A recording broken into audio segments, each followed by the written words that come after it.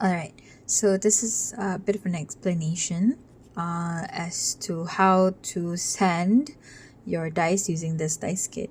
So you will get 6 Zona papers and 1 600 grit. So what you want to do is make sure that you're sanding on a leveled surface. So it can be, the best one so far is like a glass surface, but anything that's flat is all right. So and make sure that you are wet sanding. So make sure you are wetting all of this paper as you sand, so that the fumes, not the fumes, sorry, the resin dust doesn't go everywhere.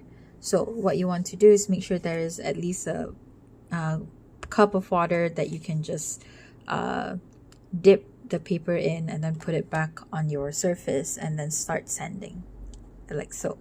So when sanding, we go one by one for the paper. So start from 600 grit, then the green. Also, don't mind, these papers are old papers, so I've been using them for like 2 or 3 sets, so they look like this after you're done with it. But the one that I sent out is brand new, don't worry about it.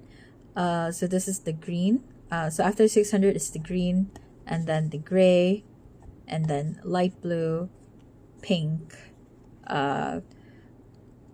aqua, and then white. Okay, so so 600 is where you can do all the shaping and leveling. So here at 600, I remember to wet all the paper. You go through all the sides that you feel are not perfect, right? So here, let's say this D4, there's a sprue mark here. So you definitely want to focus more here and focus more on this side. So just you can just sand it like that in a circular motion, as many times as it requires for you to remove this. So this is usually by feeling.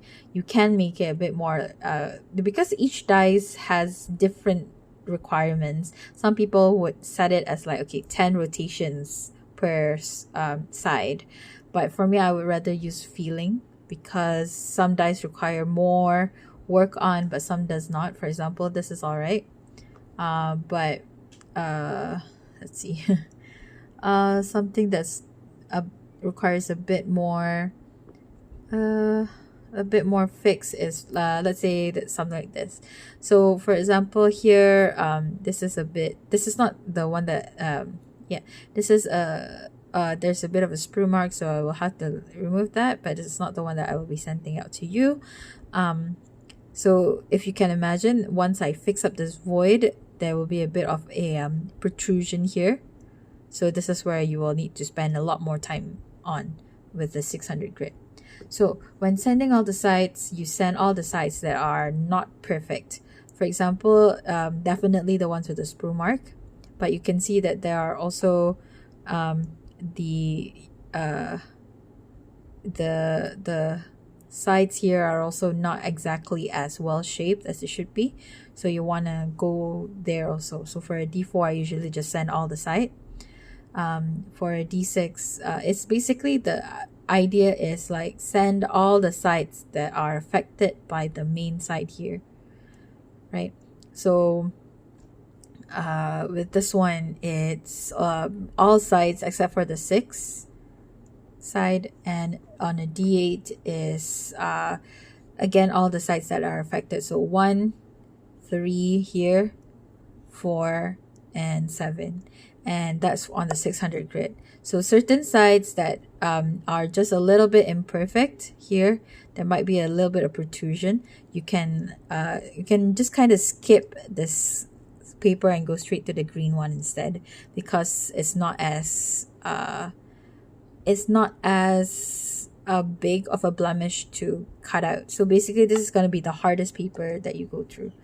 All right, so for a D10 and a D100, it will be the same. It'll be here, and then the sides here, 9, 5, and here. Yeah, same here as well, here, and then the sides here, here, here, and here. Then a D12 will be all the bottom sides. So again, just anywhere that are affected. If you see these ridges, you can get it out at this stage. and a D20. As you can see, the affected ones are actually a bit more, so you need to spend a bit more time here as well. So here, around here is the one that you need to spend the most time on. Then for here, it depends. You can either go on this remaining side on the green paper, or yeah, or you can also do it on the 600. It depends on how long you go. But whatever it is, all the sites that you sand on the 600 will definitely need to go through all these papers. So after 600 is the green paper, and then the gray, and you send all the sites that you have sanded on the 600 until up here.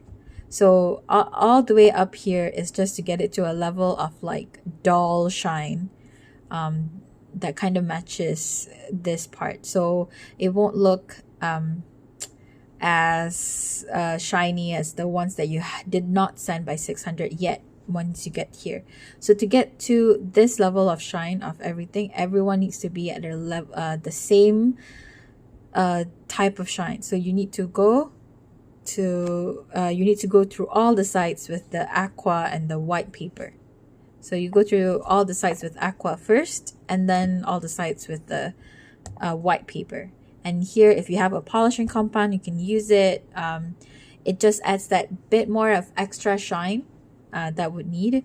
Else, just regular paper would do. I mean, just regular water would do. Yeah.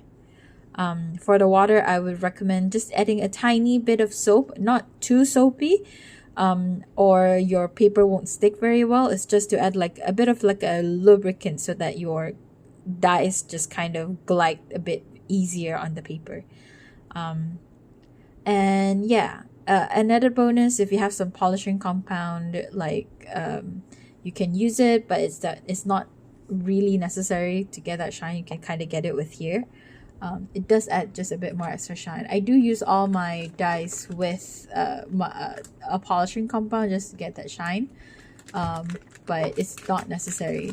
You can use it. You can use Meguiar's polishing. Anything that's like a headlight polishing thing would help. So yeah, let me show you how one of the dyes that I am going through right now. Give me a moment. Alright, so one of the dyes I'm going through right now, this is a D8 made by my own mold, so the font are a bit different.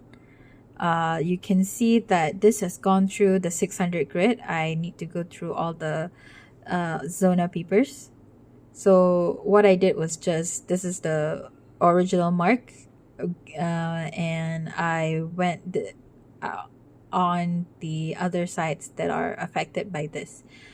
So in here, the 6 is pretty well shaped, so I don't go through that. In comparison, this is how different molds can affect how it comes out, because for here there's a bit more sides that you need to do on the 2 and the 6 as well, right? But here it's all right, so I don't need to go through that. It saves time. So it will look a little less shinier than the 6. This is a D6 that I have to go through the same way again. This is how it will look like after a 600 grit. So that's basically a short explanation as to how to go through all of this. Feel free to use it as your reference.